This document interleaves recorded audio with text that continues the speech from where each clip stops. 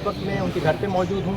Party के senior रहनुमा सईद गनी और शाहीना सैयद और दीगर जो उनके रहनुमा हैं, इलाक़ाई अहदेदार, वो यहाँ पर ताज़ियत के लिए आए हैं। इस वक्त हमारे साथ सईद गनी मौजूद हैं, उनसे जानते हैं।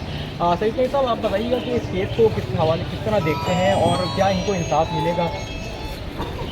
देखिए, यहाँ आने का मकसद भी ये था, रिश्तेदारी की बुनियादी तौर पर ताज़ियत करनी थी।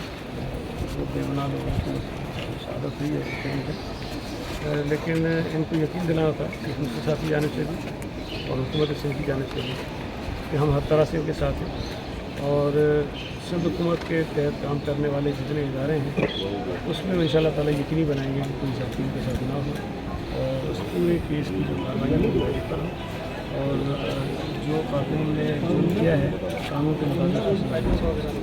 अच्छा, एक और आपको जी, वो वाक़या भी मेरे इल्म में है और जो गुलिस्तान जौहर का फ्लाईओवर है उस पर जिस जगह की निशानी की गई है कि जिसकी वजह से थोड़ा सा ख़राब हुआ, उसकी वजह से वो पीछे की जो मोटरसाइकिल थी वहाँ पर गिरी और उसके नतीजे में डंपर ने उसको कुचल दिया।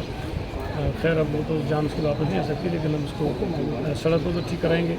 उसके साथ साथ कराची शहर में और जो सड़कों पर जहाँ ये प्रॉब्लम्स हैं, हमारी कोशिश है कि हम जितना मुमकिन हो सके जल्द उनको ठीक कराएंगे। बहुत बड़ा शहर है, बड़ी तरह पर सारी चीज़ें ठीक नहीं, लेकिन जो मुमकिन होगा वो करेंगे। उसके साथ साथ जो डंपर ड्राइवर फरार हो गया है उसको गिरफ़्तार कराएंगे।